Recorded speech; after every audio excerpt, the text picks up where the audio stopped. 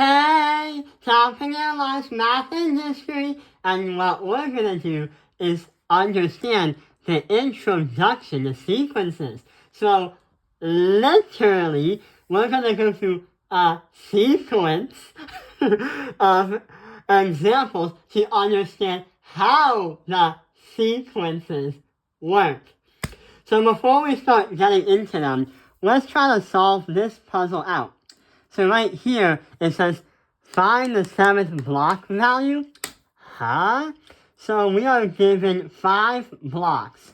We have 1, 2, 3, 4, 5.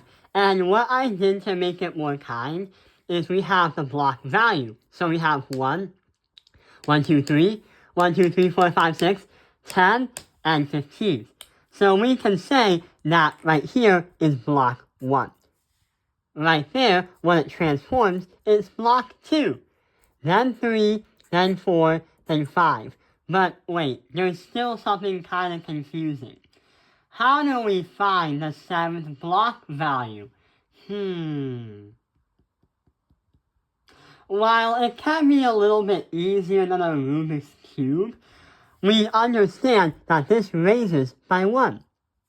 This raises by 2. This raises by 3. This raises by 4. And that raises by 5.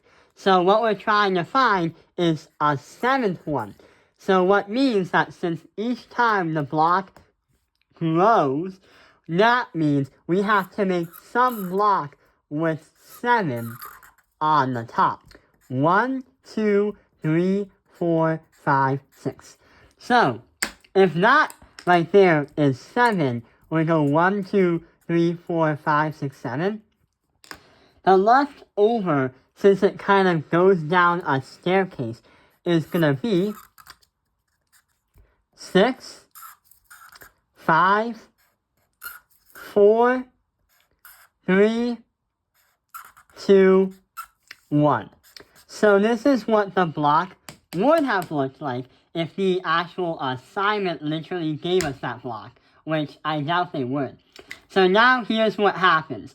We have to do some kind of series to get to count how many blocks there are. So how many blocks are in the 7th block? 7 plus 6 plus 5 plus 4 plus 3 plus 2 plus 1. What we can do is now say 7 and 1 make 8.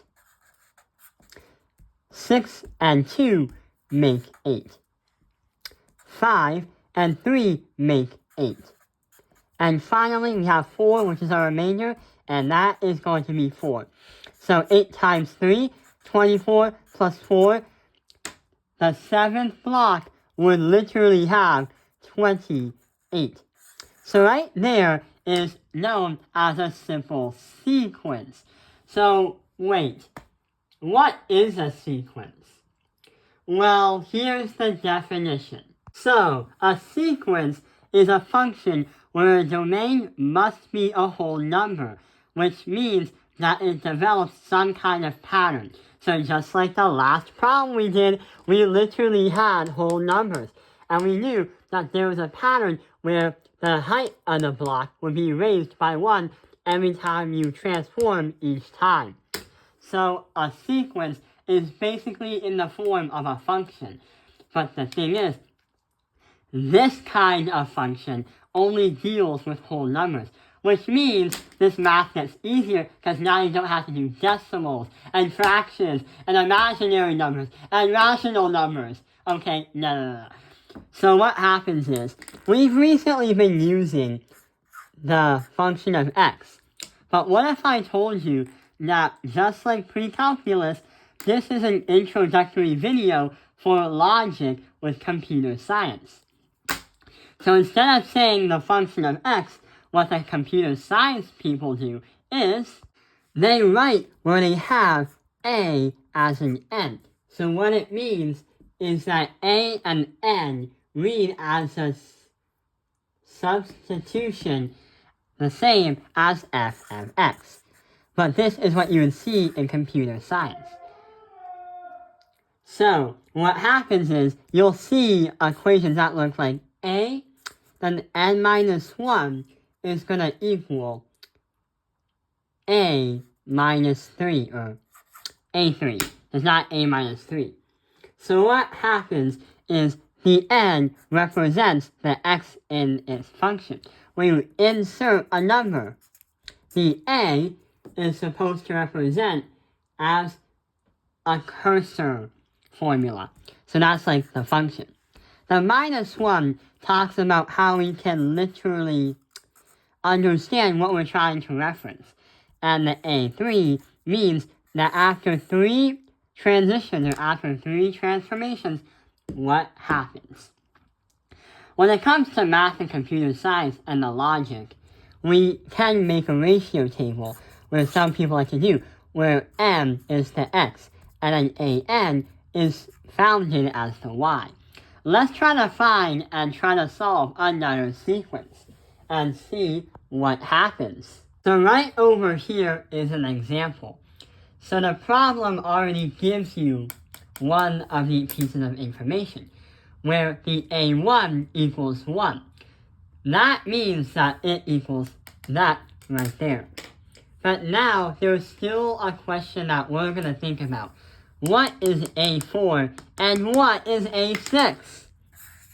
So if 1 is the standard point, if we try to find the distance between here and here, it's 4. From here to here is 4. From here to here is 4. From here to whatever, we can assume that it's 4. So a4, if we have focus on a1 and jump 1, 2, 3, 4, because that includes the first one. So a4 is 13. But logically, what about a6? The problem only gives us 4 pieces of information. But what happens if we try to jump one more, so we have 4 jumps? 1, 2, 3, 4, 5, 6. So we have a to the power, not a to the power. a5 is going to be 17. Well, a6 is going to be 21. And that is going to be completed. This is what the problem wants, to fill in all the different A's. So now we know the basics of sequences. But what if I told you that there are different types of sequences? I want to make sure we do something before we proceed. So when we talk about the negatives and the subscripts right here, what happens is for every problem they give you in your classroom, the teacher will always let you know what the main focus is. So if the main focus is 4, for example, any problem that seeks to find something above it or below it is clearly identified. So if it's a n minus 1, if it asks if this is what you are given, but you need to find the lower block, then you have to go this way. If the problem gives you now, but they want you to find like the higher block, what happens is you have to go from now to the next number, going towards the number 5, for example. So unlike other math ideas, the problem will literally give you a piece of information without you having to find it initially. So now, there are 2 different types of sequences in the basic form of this video. There are finite sequences and infinite sequences. Finite sequences are a restricted domain. So in a way, you start, then when you get to a desired number that you want or the teacher wants, it stops. If you ever had played on Scratch or block coding, think of it as the character in a block repeat 10 times. So the computer will literally repeat a command 10 times, and after that, it will stop itself. Now, think of the other one, an infinite sequence, which literally and self-explanatory. No end or limits, and the domain is going from 1 as a whole number to infinity. So unless you do anything else, let's say you add a forever block. And what happens is that computer is going to run the code inside that block forever and ever and ever and ever and ever and ever and ever and ever until A, you pull the plug, B, you stop the code, and pretty much yeah. So those are two different sequences that we're going to take a look at.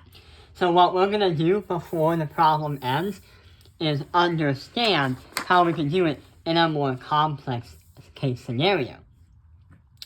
So right over here is an example problem. It's a little bit harder than the last few, but here's what we can really do. The problem already gives us a part where A1 equals 5.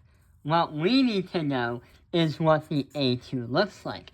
And since we have a reference of n minus 1, that gives us permission to use the A1 and transfer that into the A in the second equation. So we have 2 multiplied by 5, and that is going to add by 7. 2 times 5, 10, 10 plus 7, our final answer before the code ends is 17.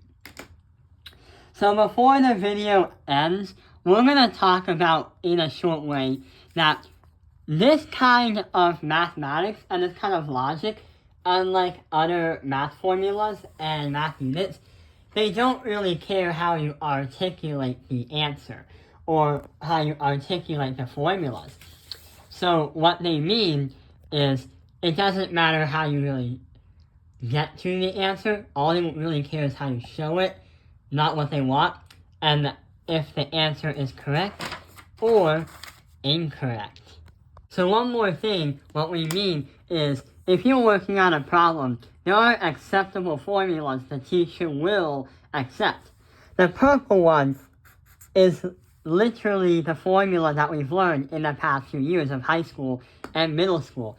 This is called explicit. The other ones right there are equivalent to each other.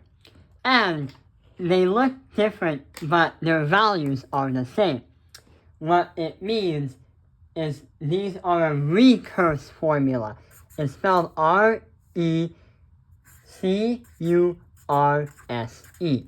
Recurses are the type of formulas that are used for computer science and computer logic people. So yeah, that is the introduction to sequences. I hope this video has helped you understand the introduction to sequences. Thank you for watching California Live's Math Industry. Like and subscribe!